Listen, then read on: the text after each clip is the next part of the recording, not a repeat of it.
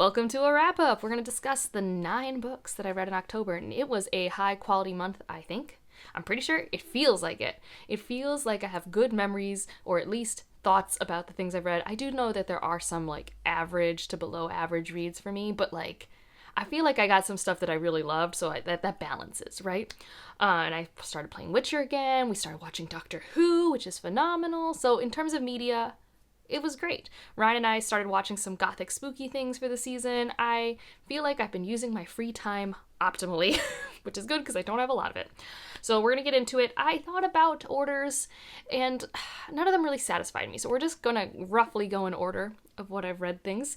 And so we're going to start with Last Tale of the Flower Bride. Yes, because I read a lot of 2023, that's the year, releases this month because I'm trying to see how many I can read of the Goodreads Choice Award list this year. The goal is going to be as close to all of them as possible.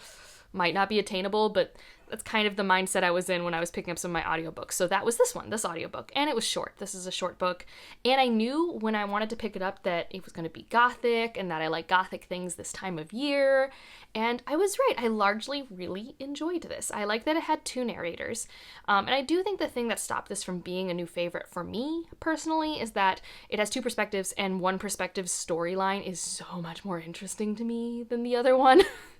You have a bridegroom and then you have Azure. And the bridegroom is our present day timeline, and he doesn't know much about his wife, and he's supposed to never look into it.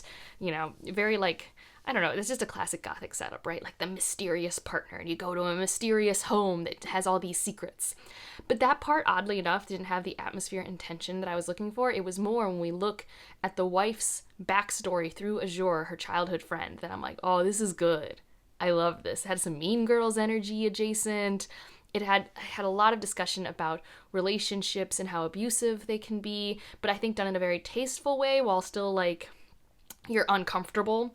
I really liked the light supernatural elements. Not that I would say this is supernatural. It's interesting because in my head, this does feel like a fantasy book, but I totally get it when people are like, this is not a fantasy book. Because I'm like, I guess you're right.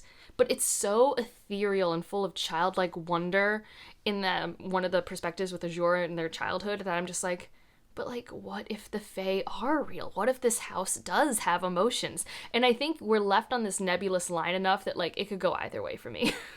So I really like this story. I think it worked really well as an audiobook. I can see why the people who love it adore it, and I'm glad it has really special editions. The next one I finished was the first book in the Fitz and the Fool trilogy, which is really good. Easily.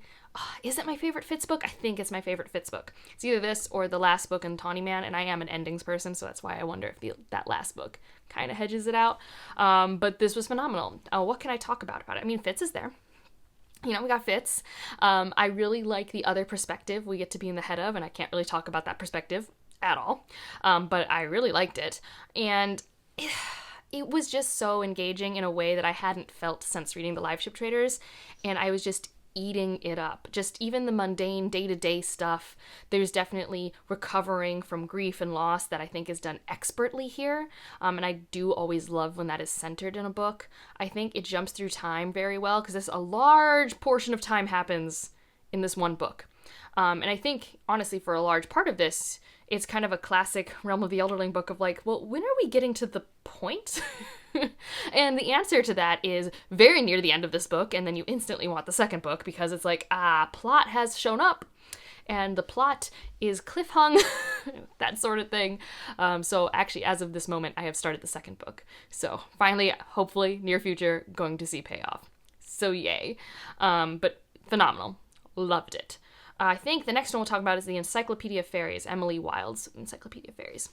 Because again, it was short. And honestly, it works well for fall. I think it's a fall-winter thing. I know it came out in winter, and the setting of it is winter, snow, cold. So I think it works for this time of year, atmospherically very well for me. And I had fun with it. I don't love Emily that much. She's okay. I do like the annoying counterpart of Bambleberry, is that his name? I can't remember. But the annoying male counterpart I thought was not too annoying for me, if that makes sense. I think there's a way it could be written that I'm rolling my eyes, can't handle you, but for me, I found it endearing. In a dumb way. In the real world, I'd be oh my god, pull your own weight. But in this, it worked for me. So I think that was a highlight. There's a dog that's a highlight. I did like learning about this region. I did like where the story went, but I do think I was always being reminded of the Lady Trent books, and Lady Trent is phenomenal. And Emily is just not Lady Trent, and so I think that's part of it. It's like, Lady Trent, she can carry a questy story for me, a journey story, and I'm not a journey story person. I can just hang out with her and her journals and her snark and her sass, listen to Kate Redding narrate that to me. Emily, she's fine. She's fine. It's all good. Like, I liked this as a standalone, and I know there's going to be more books out in the series. I'm not going to be picking those up unless some project forces it upon me. Like, force is a strong word. I'm sure I would still have a great time with it, but it's just one of those things where it's like, I feel like I've gotten what this author is going to do with this project, and it's not like I'm into the Fae enough for that. Like, I think if you're into Fae stuff, it really does pull from the different lore of the Fae and, like, kind of, you know, really chronicling it in, like, I don't know, I think a fun way, in a way that's not super stereotypical to, like, what fantasy romance does with Fae all the time. So I think if I cared about that supernatural species, maybe I'd be more into it, but as it stands, I've gotten what I've wanted, and it was a good time. All right, next thing we'll talk about, we'll talk about A Day of Fallen Night. Is this the worst thing I read this month? And worst is a strong word, but I do think this is my least favorite thing I read this month. Because, and like, here's the thing, I think there's another book that maybe I'll give a lower rating to, or the same rating, but it was short, and it took only a day of my life. This took like a week of my life. And so even though it's objectively maybe better than this other book I'll talk about later, it's just so long. And it's like, I think it's the difference between reading a long 3-star read versus a short 2.5-star read, right? Like, it's just, I had to spend more time here. And should I have DNF'd? Yes, that's besides the point. I know, I should have, but it's for science. It's for science. And my issue here truly is that I don't feel like I get to have enough of what I want to be satisfied, but it's still just a long, drawn-out experience where, like, because I'm not invested, because I don't have enough to make me feel invested and satisfied, I'm just like, it's too long, but at the same time not long enough, because I'm not given the space to actually connect in moments of time with these people. You flip between moments so quickly between all these characters because you don't have enough time. You don't have enough time to be with all these characters and all these regions for enough time to understand the cultural intricacies, to understand each of the characters' motivations. Like, doesn't mean it's bad. There are definitely readers, of course, they exist, who love this book because it gives them the density of material that works well for them, and they can, you know, meet it halfway because, you know, art is a, you know, it's an experience between the writer and the reader. It's not just a one-way street. So for some people, I'm sure this is actually the perfect amount of stuff. For me, it is not. And so that means it's really long. Like, if a book is over 600 pages, it has to prove to me why it is over 600 pages. And this one, I just think it could have either removed perspectives, make it shorter, make it more streamlined, or make it 2 books. You know, like, that's how I feel about it. And I don't know. I just saw parallels between this and Priory, and I'm like, why are we always doing this with this region? Why is it always this region making a sacrifice? Why is it not this region? Is that, like, accidentally bringing in, like, biases from our world history into this? Because I know it's heavily inspired by our world history. Like, there are just stuff that I, like, get tired of, and I don't really, like, love. So it's a miss for me. It's a miss for me. But I did like the author interview at the end of the audiobook. That was more interesting than the entire book. I really liked learning how she thought and why she focused on what she focused on. Too bad for me that didn't come through, but fascinating conversation at the end of that audiobook. The next thing we'll talk about is Our Wives Under the Sea. And this is the one where I'm not sure if I disliked it more or the same as Our Day of Fallen Night, but I only spent a day reading it, so it truly didn't take too much of my time. And I was really tired the day I was reading it. I think this is also just like an average read for me. We'll see what number I put on the screen. Because my reading life has been so chaotic with my mental health this year that, like, I'm struggling to even just casually track it in Storygraph, and then when I do, I'm struggling to even put a star rating next to it. I'm just like, I've read it. At least I hit the red button. At least I remembered to open this app. So I don't know what rating it really has, but, like, words-wise, average. Like, I think it was engaging. because it was a book that I like wanted to keep reading for an entire day while I was on a train. There are a lot of things I could have been doing on a train. Other books I had on my Kindle, I had my iPad, and I had video games. I could have slept. A lot of things I could have been doing, and I chose to read this book because I was engaged. But I think its problem, and this is similar to Last Tale of the Flower Bride, lies in its dual narrative nature, where one narrative, well, actually, in this case, they were both equally interesting to me for different reasons, and one had a cathartic payoff, and one did not. Because it was kind of like mushing two genres into one book for me.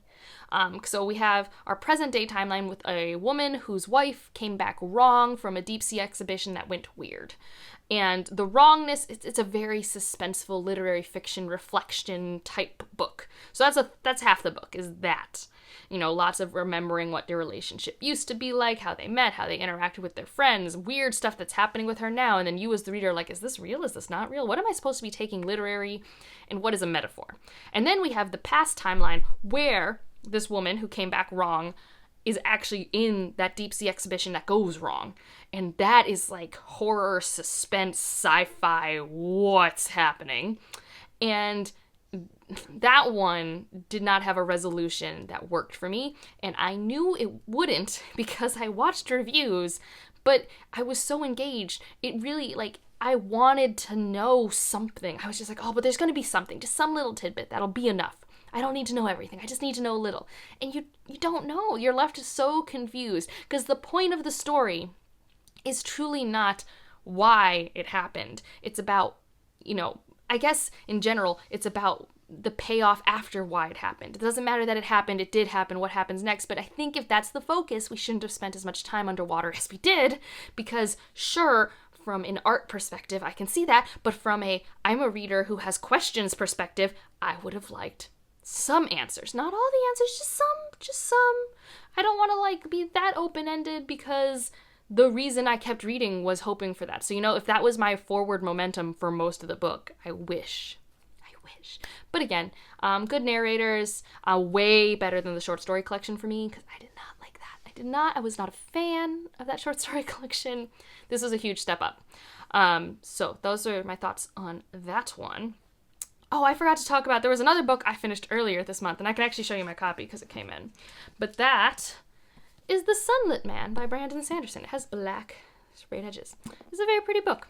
It's very short. All of these books are short, and I do think that that's kind of my issue in a nutshell with Secret Project books. I do have a should you read for the Secret Project, so you can hear all my thoughts in one space for that. But for this video, The Sunlet Man is my favorite of the Secret Projects. We will be having a discussion on Roger's channel in a couple weeks. And yeah, it got me excited to dive into Arcanum Unbounded and to get back into Stormlight Archive, because it's just the amount of Cosmere knowledge we got in this book was just I love that.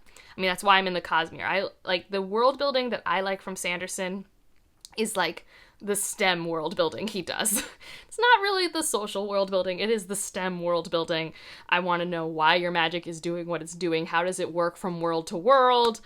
I want to know its history. I want to know its origin. What happened at the Shattering? I want to know all of those things. So every time I get tidbits, I'm excited. And this was even more than tidbits. This was straight up we got some information, which was really fun. And I really like this character's arc. I thought, especially with the way you learn who it is in the books you've read, I think it was actually still quite emotional, even though you don't spend a lot of time with him. I really liked how, even though this was such a fast-paced plot, we kept the cast of characters quite small. Only thing I didn't love was the villain is very mustache twirly, in my opinion. But really pretty book. Easily, I think this and Tress are my favorite. But I'm a sucker for red, black, yellow. This is eat that up. So pretty. Look at that. Oh, look at this. These landscapes. I just geek out about these types of things. And I think I have 3 more books to talk about, and these are actually all spooky books, so I guess if we want to group them together, but I also read I think I've already talked about 2 other books that I would have put on this category, which have been half the books if I chose to make a spooky list. We'll start with Out There Screaming. This is a short story anthology by Black authors, edited by Jordan Peele. This is a very solid anthology. Not the best anthology I've read this year. I think that still goes out to New Suns. But it's really good. it's generally the short story lengths, if you are ever someone who thinks about that, is like a 20 to 25 minute short story experience approximately. That's about the length of each story. There's going to be a lot of heavy topics because it's a horror collection, so take care of yourself if there are any triggering things for you, because some of the stories are quite graphic. Do go there. Have very unlikable heads that you're going to be stuck in. But it was great, and I highly recommend reading it with people, because that was the best part for us in the Discord for my Patreon, was buddy reading with all of us. And I think we are going to, in the nearest future, have a live show to continue discussing the short stories, because, I mean, you know, you guys know me, short stories, they are best when discussed, because you never know what you might have missed that someone else picked up, and it always enhances even a story that I find very middling to discuss it with other people. So yeah, this one for me, not my favorite anthology, but it was a very solid one and very well curated, I feel. And then I read Hellbent. I keep wanting to say Ninth House, but it's Hellbent, the sequel to Ninth House by Leigh Bardugo. And man, this was a surprise hit for me. Let me be real. Like, I read Ninth House 2020. I thought it was a fun time. It was good. It was like a 4-star read. It was like, yeah. This is engaging. Leigh Bardugo definitely is known for the writing style that just kind of flies by, and I liked Alex Stern. I thought Alex Stern's mixed identity related to my experience with my mixed identity. I thought some of the stuff could have been handled better in terms of its representation in Ninth House, but for the most part, I felt like it read like a supernatural, like, new adult CW TV show, which is like kind of my thing. And yeah, that continues with Hellbent. If anything, Hellbent is even more like Buffy, but like season 4 when she's in college. Okay, that's what Hellbent is like, and I really vibe with that. Like, I'm really into that. I love the whole pretending school matters, but actually we are trying to do this thing while there's also this murder mystery B plot to the side. It was just fun. I just had an entertaining time. I was very engaged whenever I had the audiobook. Like, I was excited to go on my long commute to work to listen to the audiobook. And I think this is the audiobook that did that the most for me this month. Other audiobooks were fine, but this one I was excited to pick up because I wanted to know what would happen next. One thing I think that would be a letdown for some people is this entire series kind of has this romance pairing kind of teased. If it's going to happen, it is the slowest of slow burns, okay? And it is continued to be teased in this book. But again, it's tension building and there's teasing. There is no catharsis. So if we continue on that thread in the third and final book, we'll see what happens. But yeah, I'm trying to figure out why I found it so entertaining, other than the vibes just hit perfectly, because I don't think it's really, like, thematic. I don't really think the characters do that much developing. It is incredibly plot-driven and fast-paced, which for me is normally a miss, but it just worked.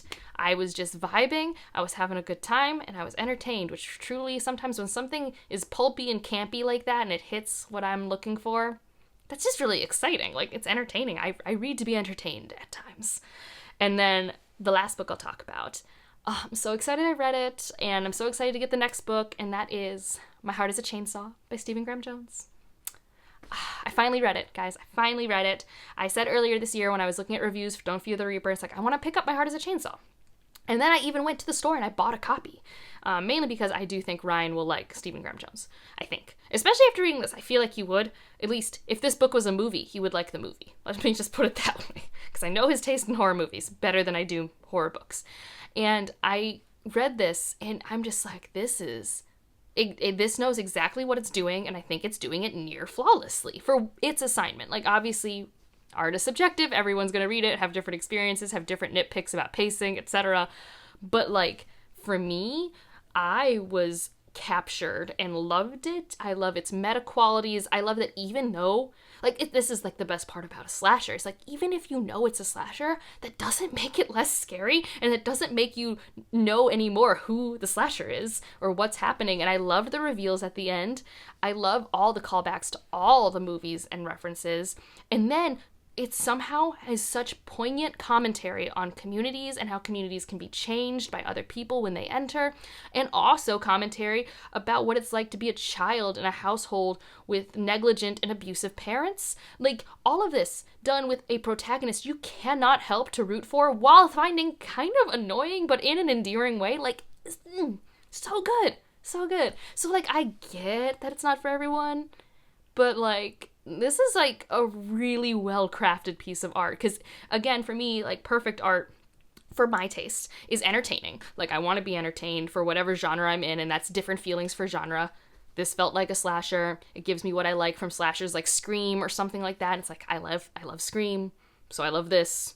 It's really not that hard. And he actually had been thinking about this book before seeing Scream, I think, based off the acknowledgments, which is one of the best acknowledgments I've ever read. Like, wow. That is an acknowledgement section you should not skip. I know sometimes it's easy to skip because they're just a list of names, but that one's really informative about why this book is the way it is. And so I loved it from an entertainment standpoint. That opening chapter, perfection. The climax, amazing. I love how that last scene plays out, and it could be incredibly unsatisfying, and I'm sure for some readers it is, but for me, I'm just like, yeah, that's the final picture. That's the final shot of the movie, you know? And I loved all of that. But then, on top of it, it does have so much meat on its bones for me to sink into. Jade is such a realized character, such an unreliable narrator. Oh, I love how she interacts with the world. And I struggle with her because there are a lot of times when characters like Jade Daniels are written in a book and I don't like them. And what I mean by that is they have very strong internal monologues and they're very childlike wonder, imaginative, creating their own narrative for things around them. That can miss so hard for me. But with Jade, it worked. I could really imagine this quirky gothic girl who loves slashers, and that's her love/escape. It's not just an escape. It truly is her passion. She loves it. Her paper assignments on slashers, amazing. Yeah, this is great. I'm excited for Don't Fear the Reaper. And then I'm excited for the third book. I do think I'm going to pace them out because I can't read slashers all the time. I can't watch slashers all the time. But it is exciting for the next time I'm in a mood for a slasher, or just October of next year, and then I have one for the following. It's so exciting. So, like I said, I had some duds, but I also had like 3 favorites this month, and that's a pretty good ratio. That's like 33% of what I read. It's pretty good, and one of them was a fairly long book. So, you know, like, one long book was very good, one long book was very mid. Balance. All right, let me know what you've read, watched, played this past month. If you just want to leave an emoji to let me know you're here, leave a heart of any color you would like, for my heart is a chainsaw, because I don't know if there's a chainsaw emoji, and heart seems nicer. And otherwise, like if you liked it, subscribe if you want to, and I'll see you in the next one. Bye.